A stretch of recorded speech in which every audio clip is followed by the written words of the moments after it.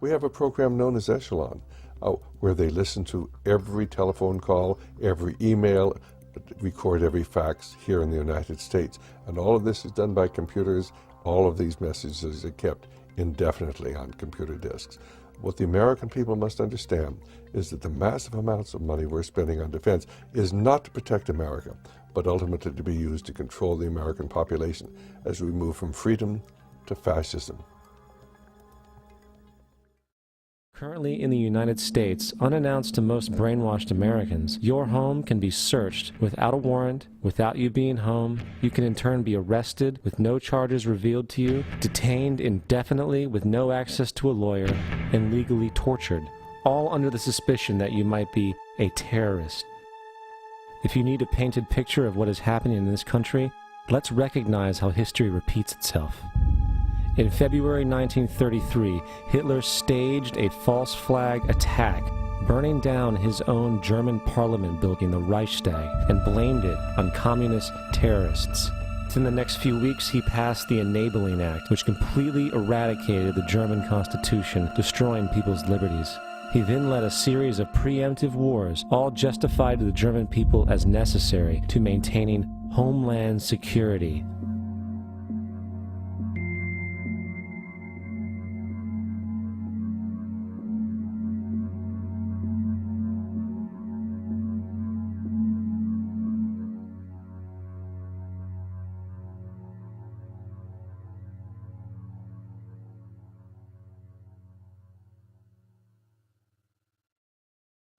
This is Aaron Russo, a filmmaker and former politician.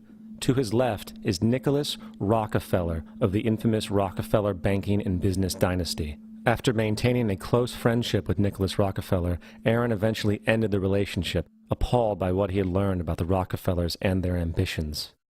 I got a call one day from an attorney woman I knew, and she said, "Would you like to meet one of the Rockefellers?" I said, "Sure, I'd love to." And we became friends, and he began to divulge a lot of things to me.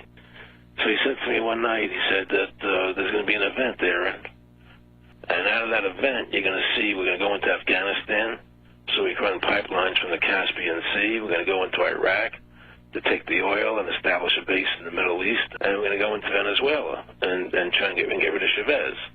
And the first two they've accomplished. Chavez they didn't accomplish.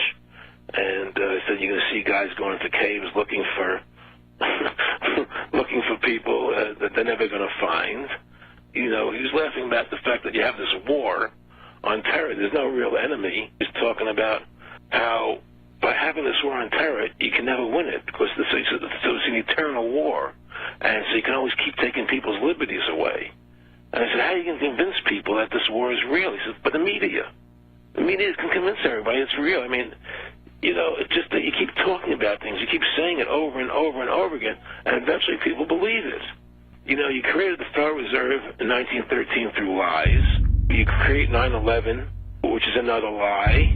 Through 9/11, then you're fighting a war on terror, and now all of a sudden you go into Iraq, which was another lie, and now they're going to do Iran.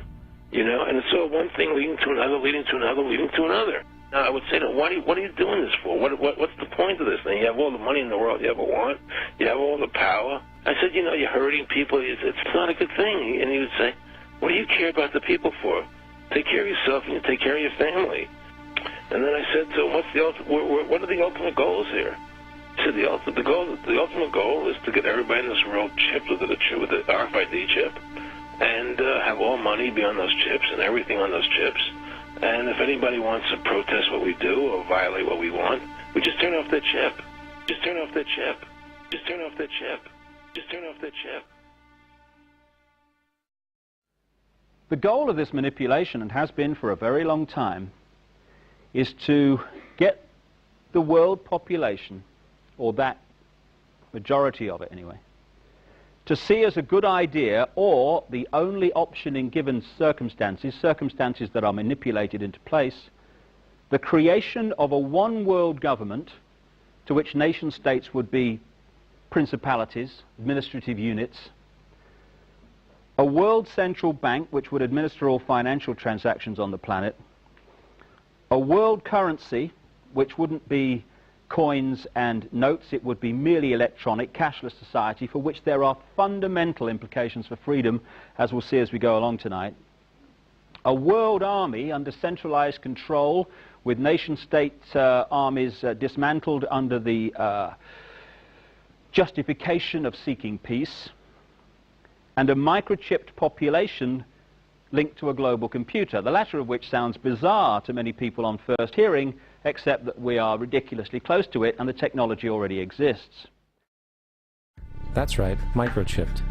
In 2005, Congress, under the pretense of immigration control and the so-called War on Terrorism, passed the REAL ID Act, under which it is projected by May 2008, you will be required to carry around a federal identification card, which includes on it a scannable barcode with your personal information.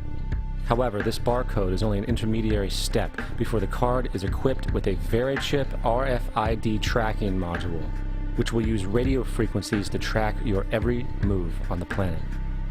If this sounds foreign to you, please note that the RFID tracking chip is already in all new American passports. And the final step is the implanted chip, which many people have already been manipulated into accepting under different pretenses. We have a Florida family who are really pioneers in a brave new world.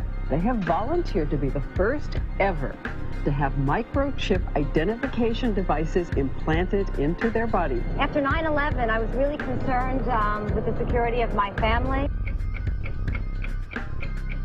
I wouldn't mind having something planted permanently in my arm that would identify me. In the end, everybody will be locked into a monitored control grid where every single action you perform is documented. And if you get out of line, they can just turn off your chip, for at that point in time, every single aspect of society will revolve around interactions with the chips. This is the picture that is painted for the future if you open your eyes to see it. A centralized one-world economy where everyone's moves and everyone's transactions are tracked and monitored, all rights removed.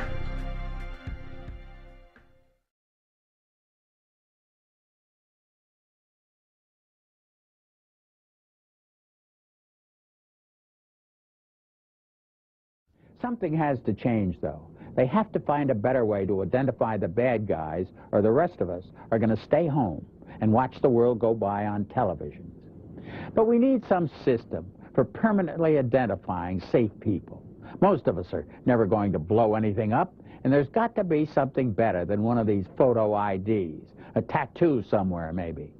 I wouldn't mind having something planted permanently in my arm that would identify me. If we don't do something, people are going to stop flying. If they stop flying, and I don't go to the Giants games, it means the bastards have won. Yeah, we're not going to let you win, buddy. We saw what you just implied. We're with Al-Qaeda if we don't take the microchip.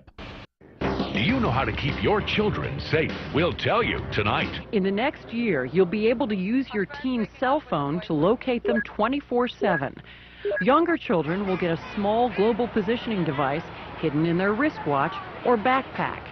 And just around the next high-tech corner, an electronic chip like this that can be implanted under your kid's skin. Let's say children in your community start wearing wristwatches with GPS devices in them. Can't that only be a good thing for the community if it keeps children safe? I would love that. I mean, what's a parent's fear? I think it's a parent's obligation to ensure that their children have a chance to mature, to grow, to realize their potential. And if it means it's Big Brother, so be it. You got to do what you got to do to keep your kids safe. Civil libertarians, eat your hearts out. Civil libertarians, eat your hearts out. All right, we got the Van Dams, we got this little girl Elizabeth Smart, we got this girl in Pennsylvania, we got Samantha Runyon, we got this